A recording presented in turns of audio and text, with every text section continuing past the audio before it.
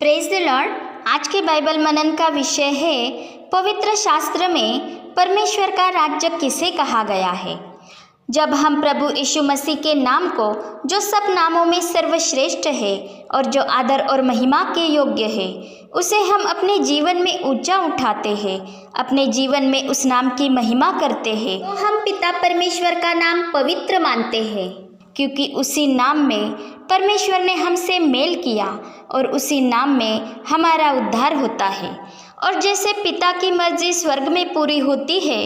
और सारे स्वर्गदूत मिलकर उसकी मर्जी के अनुसार चलते हैं, तो उसी तरह हम भी उसकी मर्जी को ढूंढते हुए उसके अनुसार चलते हैं और उस रोटी में से खाते हैं जो स्वर्ग से उतरती है और जगत को जीवन देती है। अर्थात प्रभु यीशु मसीह के जीवन देने वाले वचनों को हम ग्रहण करते हैं और प्रभु के मेज से ही खाते हैं और किसी से भी पलटा नहीं लेते हैं और अपने क्षमा प्रार्थियों को माफ़ कर देते हैं और अपने अपराधों की भी उस क्षमादाता परमेश्वर से माफ़ी पाते हैं, तो हम परीक्षा से, बुराई से बचे रहते हैं। शैतान का कोई भी वर्चस्व हम पर नहीं चलता और परमेश्वर का राज्य हम में आ जाता है। जैसे कि प्रभु यीशु ने कहा है कि परमेश्वर का राज्य किसी दृश्य स्वरूप में नहीं प्रकटता कि हम यह कह सकते हैं कि देखो वो यहाँ है या देखो वो वहाँ है। परमेश्वर का राज्य तो हमारे ही बीच में है, परंतु यह तब ही होता है जब हम पवित्र आत्मा की अगुवाई में चलते हुए उसकी प्रेरणा से चलते हैं। वो हमें मसीह की बातों पर चलना सिखाता है, वो हमारे मन को प्रभु में नया करता जाता है और वो ही हमें परमेश्वर के राज्य की ओर ले जाता है, क्योंकि वो हमें सब सत्य की ओर ले जाता है और वो अपनी ओर से नहीं कहता, वरन जो कुछ पिता से सुनता है वही कहता है और आने वाली बातें बताता है। वो प्रभु यीशु की महिमा करता है, क्योंकि जो कुछ पिता का है वो सब उसी का है और वो पिता में और पिता उसमें है, वे दोनों एक ही है। और राज्य और पराक्रम और महिमा सदा उसी के है और जो उस राज्य के वारिस बन जाते हैं वो उन्हें एक मन कर देता है। पवित्र आत्मा हमारे आत्मा से जुड़कर हमें एक मन बनाता है ताकि हम मसीह की आज्ञाओं को माने, उसके साथ प्रेम से जुड़े रहे, उसकी मर्जी पर नित्य चले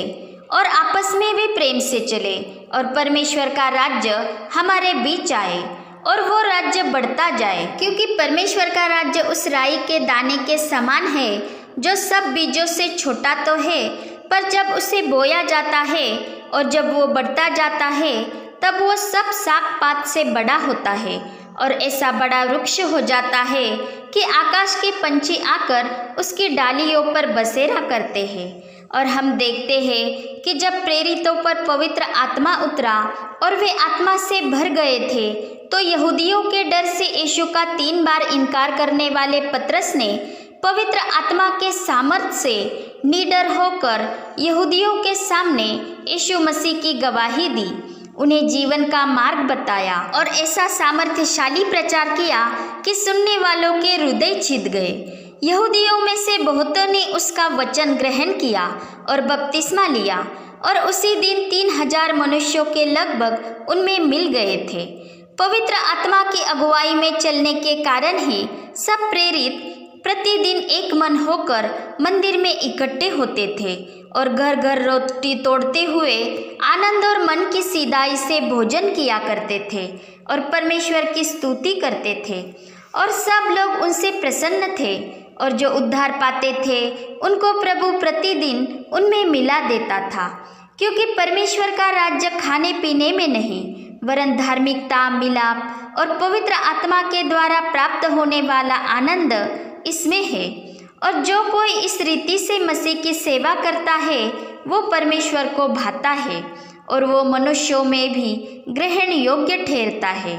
क्योंकि पवित्र आत्मा ही परमेश्वर के राज्य के भेदों को हम पर प्रकट करता है और उसे समझने की समझ भी प्रदान करता है, और वो हमें उस धार्मिकता और पवित्रता में बनाए रखता है जो उसके राज्य में वास करती है, और जिस राज्य में हम मसीह संग अनंत काल तक वास करेंगे। इसलिए प्रभु यीशु कहता है कि इस जगत की भौतिक वस्तुओं को पाने की चिंता करते हुए उसकी खोज में न रहो, वरन परमेश्वर के राज्य और धार्मिकता की खोज करो,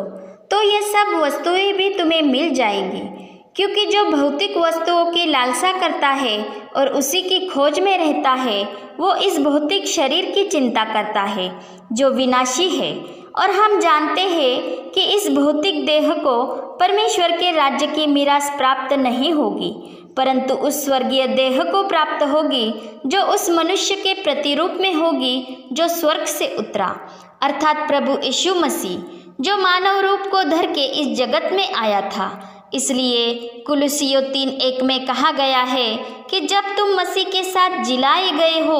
तो स्वर्गीय वस्तुओं की खोज में रहो, जहाँ मसीह वर्तमान है और परमेश्वर की दाहिनी ओर बैठा है, क्योंकि हमारा जीवन मसीह के साथ परमेश्वर में छिपा हुआ है। इसलिए वचन हमें जग की लालसा, जवानी की अभिलाषाओं का पीछा करने के लिए नहीं, परंतु उनसे दूर भागने की, और जो शुद्ध मन से प्रभु का नाम लेते हैं उनके साथ धार्मिकता, सुभक्ति, विश्वास, प्रेम, धीरज, मेल मिलाप और नम्रता, इनका पीछा करने के लिए कहता है। 1 कुरिन्थियों 6:9 कहता है, अधर्मी, अन्यायी लोग परमेश्वर के राज्य के वारिस नहीं होंगे, क्योंकि वे आत्मा के अनुसार नहीं परंतु शरीर की वासनाओं के अनुसार चलते हैं। परंतु जो प्रभु यीशु मसीह के नाम से और हमारे परमेश्वर के आत्मा से धोए गए, पवित्र हुए और धर्मी ठहराए गए हैं, वे ही परमेश्वर के राज्य के वारिस होंगे। क्योंकि स्वर्ग का राज्य उस विवाह भोज के दृष्टांत में के राजा के समान है, जिसने उस मनुष्य को बाहर निकाल दिया था जो विवाह का वस्त्र पहने बिना ही विवाह भोज में शामिल हुआ था, जो इसी धार्मिकता का वस्त्र है। तथा जो फल नहीं लाते उनसे परमेश्वर का राज्य ले लिया जाएगा, जो उसी को फल नहीं देते जिसके दाग की बारी में सेवक के तौर पर वे काम करते हैं। इसके साथ ही यीशु ने कहा कि जो मन फिराकर बालकों की नाई स्वर्ग के राज्य को ग्रहण न करेगा तो वह परमेश्वर के राज्य में प्रवेश न कर पाएगा, और जो अपने आप को इस बालक के समान छोटा करेगा वह स्वर्ग के राज्य में बड़ा होगा।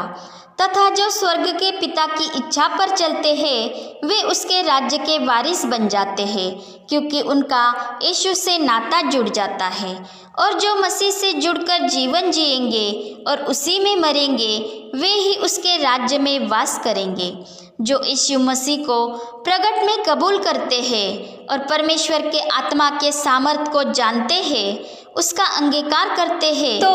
परमेश्वर का राज्य उन पर आ पहुंचता है। जो मसीह यीशु से और उसकी बातों से लजाता है वो परमेश्वर के राज्य को नहीं देख पाता,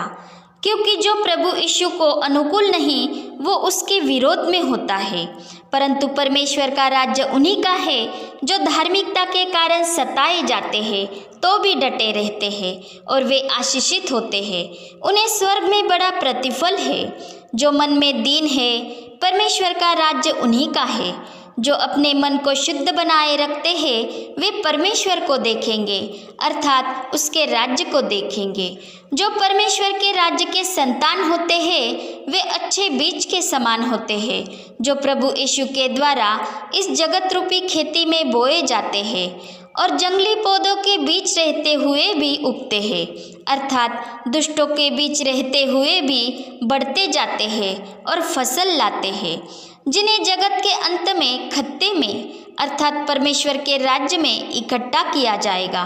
प्रभु यीशु ने परमेश्वर के राज्य में छोटे से छोटे को भी यूहन्ना बपतिस्मा दाता से भी बड़ा कहा है। और वो कहता है कि यूहन्ना बपतिस्मा देने वालों के दिनों से अब तक स्वर्ग के राज्य पर आक्रमण होता रहा है और बलवान उसे छीन लेते हैं। और हम जानते हैं कि हम प्रभु में और उसके सामर्थ्य के प्रभाव में ही बलवंत होते जाते हैं। हम उसके पवित्र आत्मा से अपने भीतरी मनुष्यत्व में सामर्थ्य पाकर बलवंत होते जाते हैं। जो पवित्र आत्मा परमेश्वर के अनुग्रह का ही आत्मा है, जो हमारी निर्बलता में हम पर अपने सामर्थ्य की छाया करता है और हम बलवंत होते जाते हैं। उसी आत्मा के द्वारा हमें विश्वास का वरदान प्राप्त होता है, जिसके द्वारा हमें असंभव लगने वाली बातें भी संभव हो जाती है, जिसके द्वारा हमारे जीवन में अचंभे के काम होते हैं। इस विश्वास की ढाल से हम उस दुष्ट के सब जलते हुए तीरों को बुझा सकते हैं और स्थिर बने रहते हैं। इसीलिए जब पतरस के सामर्थी प्रचार को सुनकर सुनने वाले पतरस और शेष प्रेरितों से पूछने लगे कि हे भाइयों, अब हम क्या करें, तब पतरस ने उन्हें कहा था, मन फिराओ और अपने पापों की क्षमा पाने के लिए मसीह यीशु के नाम से बपतिस्मा ले लो, तो तुम पवित्र आत्मा का दान पाओगे। अर्थात वो यही कहना चाहता था कि उसी पवित्र आत्मा के सामर्थ्य से तुम परमेश्वर के राज्य को पाओगे, क्योंकि परमेश्वर का राज्य बातों में नहीं परंतु सामर्थ्य में है। पिता परमेश्वर का प्रेम, प्रभु यीशु मसीह का अनुग्रह और पवित्र आत्मा की सहभागिता हम सभी पर बनी रहे। आमीन।